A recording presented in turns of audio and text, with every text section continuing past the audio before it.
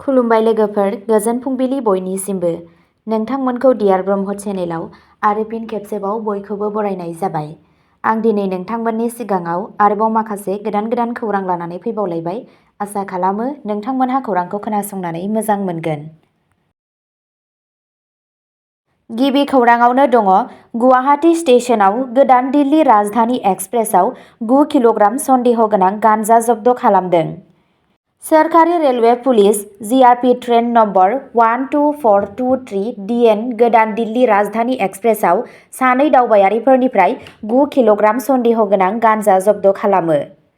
मैया फुंनि 7:40 रिंगासोआव खालामनाय सरासनस्रा नायदिंनाय समाव गुवाहाटी रेलवे स्टेशननि प्लेटफर्म नम्बर 1 आव अपारेशना जादोंमोन। 13 पेकेटआव पेक खालामनाय बेसादखौ सानै दावबायारिफोरनि आखायाव मोननाय जादोंमोन, जायफोरखौ उनाव आरोबाव सोंनायनि थाखाय हमनानै दोननाय जादों। जीआरपीआ आयेन बेरेखा मुवानि फुंखा आरो थांखिजानाय थावनिखौ बेखेवनो थाखाय मोनसे नायबिजिरनाय जागायदों। नैथि खौराङाव दङ, बिटिआर सोरखारा साननैनि हाबाफारिजों गोजोन गोरोबथानि 5थि बोसोरारि फालिथाइ फालिदों। बिटिआर सोरखारा 27 जानुवारिनिफ्राय साननैनि गेजेराव गोबां हाबाफारिजों जारिमिनारि बिटिआर गोजोन गोरोबथानि 5थि बोसोरारि फोरबोखौ गोसोखांगासिनो दं। बिटिआर गोजोन गोरोबथाया 27 जानुवारि 2020 मायथाइयाव बर' सोमावसारग्रा हान्जाफोर आरो मिरु आरो आसाम सोरखारनि गेजेराव सागान होजादोंमोन।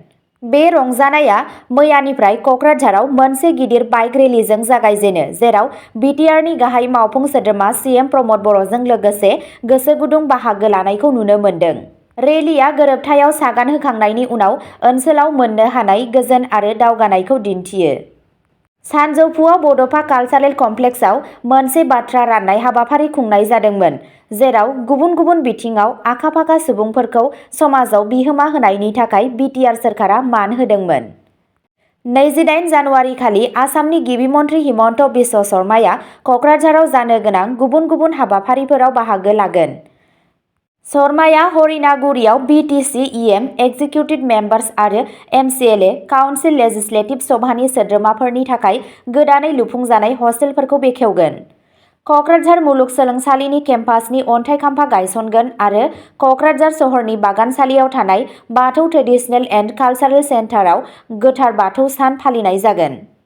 बेनि उनाव गिबि मन्थ्रि शर्माया हाबाफारिनि समाव मोनसे सुबुं गौमाखौ बिबुंथि होगोन।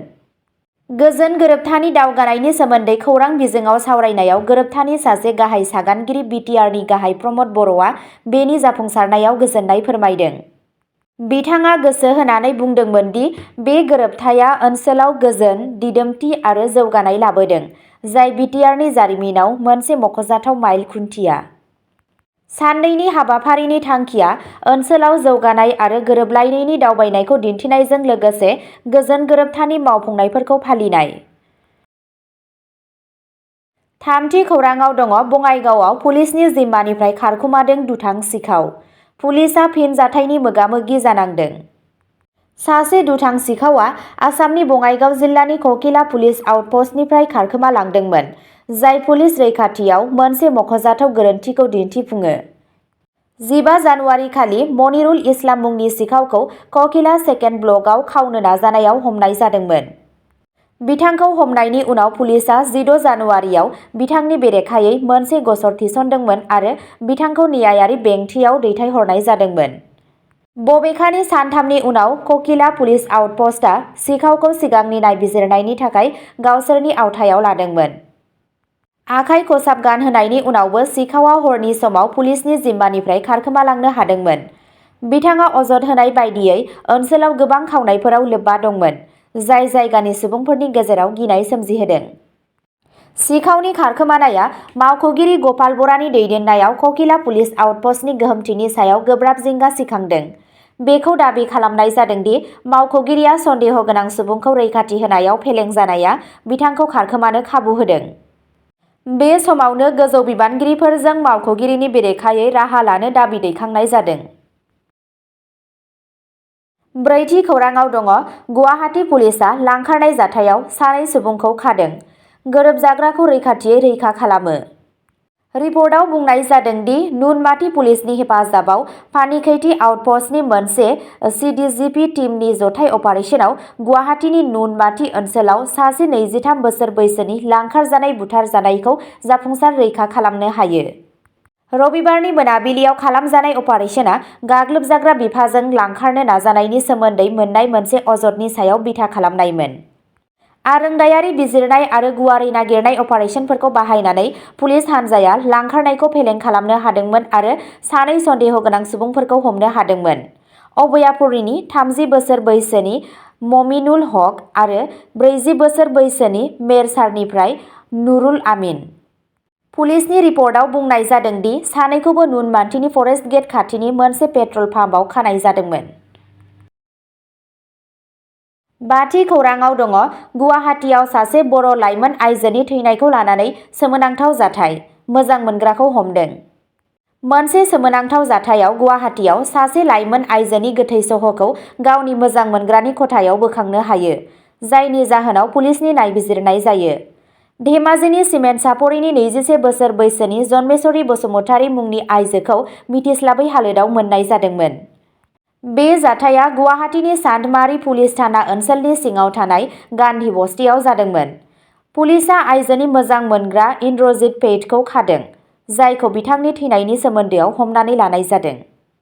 रिपर्टफोरा इंगित होयो दि जराया धेमाजिनिफ्राय गुवाहाटीसिम जयै दावबायदोंमोन, जेराव बिसोरो पेइटनि भारायाव थानाय न'आव सौफैदोंमोन। बैयावनो बसुमतारीखौ थैनाय मोननाय जादों। बे समावनो नोगोर पुलिसआ सन्देह खालामदों दि पेइटआ बिथांजोनि जुलिनि थांखिखौ नेवसिनायनि उनाव आइजोआ गावनि जिउखौ फोजोबना लादों जानो हागौ। पुलिसआ बिथांजोनि थैनायनि गुबै जाहोनखौ मिथिनो आरो दुखुनांथाव जाथायनि सोरगिदिं थानाय थासारिफोरखौ ज' खालामनो थाखाय मोनसे मोजाङै नायबिजिरनाय जागायदों। द'थि खौराङाव दङ आसाम-मिज'राम सिमानि साखाथियाव ड्राग्स फानग्रा हमजादों, बिफा-फिसाज्ला जराया। समबारनि फुंआव मोनसे सोमोनांथाव जाथाय। आसाम-मिज'राम सिमा खाथिनि भागा बाजाराव सासे बिफा आरो बिनि 12 बोसोर बैसोनि फिसाज्लाखौ ड्राग्स फाननाय हमनो हायो। जायगानि सुबुंफोरा फेग्रा मुवा लांनो आरो राननो थाखाय उन्दै गथ'साफोरखौ बाहायनानै फेग्रा मुवानि फालांगियाव मोनसे जिंगासिनो हानाय गोदान आदब नागिरना दिहुनदोंमोन। नुगिरिफोरनि बायदिब्ला बिफाया गावनि फिसाज्लानि पकेटआव हेर'इनजों बुंफबनाय फिसा प्लास्टिकनि थेमाफोरखौ दोनखोमादोंमोन आरो बेफोरखौ बाजाराव फानगासिनो दंमोन। सन्देह गोनां जायगानि सुबुंफोरा हौवासानि पकेटखौ आनजाद नायदोंमोन आरो थाखुमानाय फेग्रा मुवाफोरखौ मोनदोंमोन। रागा जोंनानै बिसोरो सानैखौबो हमो आरो बुनो हमो। फेग्रा मुवानि जेंनानि होबथाजायै गोसारनायखौ नायनानै सुबुंफोरनि रागा जोंनाया बुजिनो हायो।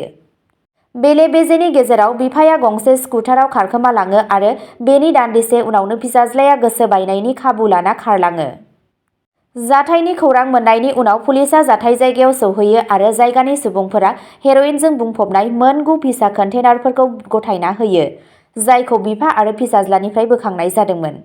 पुलिसआ दा सानैखौबो नागिरबाय थादों।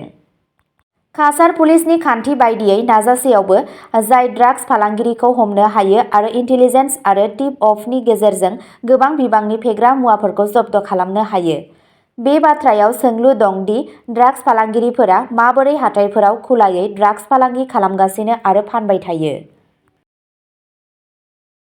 स्निथि खौराङाव दङ बिटिआरनि थाखाय सावस्रि जोथोनआव आरोबाव मोनसे आगान आवगायनाय। जारिमिनारि बिटिआर गोजोन गोरोबथा 2020 नि 5थि बोसोरारि फालिथाय सानाव बिटिआर सरकारा ओनसोलाव सावस्रि सिबिथायखौ जौगाहोनो थाखाय मोनसे मख'जाथाव राहा लादों। कक्राझार, चिरां, अदालगुरि आरो बाक्सा जिल्लानि सुबुंफोरनो मोनब्रै मबाइल थेरापि भेन एमटिबि बावनाय जादों। बे भेनफोरखौ बिटिआर सोरखारा दि हाउस फाउन्डेशननि हेफाजाबाव सिनायथि होदों। जौगा सुबिदाफोरजों सुजुजानाय एमटिबिफोरा देहायारि आरो जौगालु थेरापि, देहायारि आरो गोसोआरि सावस्रि जोथोन, स्पिच थेरापि, जर'खा सोलोंथाय, बिजिरनाय आरो सुबुं समाजनि हेफाजाब हानजाफोर आरो बोसोन होनाय आरो लामा दिन्थिनाय सिबिथाइफोरजों लोगोसे गोबां गोनांथार सावस्रि सिबिथाइ होगोन। बे हाबाफारिनि थांखिया सावस्रि सिबिथाइफोरखौ थोंजोङै सुबुंफोरनि दरखंसिम लाबोनाय, मोनब्रै जिल्लायाव रोजा रोजा नखरफोरनि थाखाय फाहामथाय आरो हेफाजाबखौ साबसिन मोनहोनायखौ रोखा खालामनाय। बे आगानआ गोबां सुबुंफोर, गुबैयै गोजान गोजान जायगाफोराव थानाय सुबुंफोरखौ गावसोरनि गासै गाहामखौ साबसिन खालामना मुलाम्फा होगोन होनना मिजिंथिनाय जादों। बे नाजानायजों बिटिआर सोरखारा गावनि सुबुंफोरनि थाखाय गासै जौगाथाय आरो साबसिन सावस्रि जोथोननि सुबिदाफोरनि थाखाय खामानि मावगासिनो दं। अब्ला दिनैनि खौराङा एसेनोसै। नोंथांमोनहा जुदि सोरबाफोर फेसबुकआव खौरां खोनासंनानै मोजां मोनो अब्ला जोंनि डियार ब्रह्म फेसबुक पेजआव थांनानै खौरांखौ खोनासंहैनो हागोन। पेजनि लिंकखौ डिस्क्रिप्शनाव होनाय जादों। गोजोन्थों।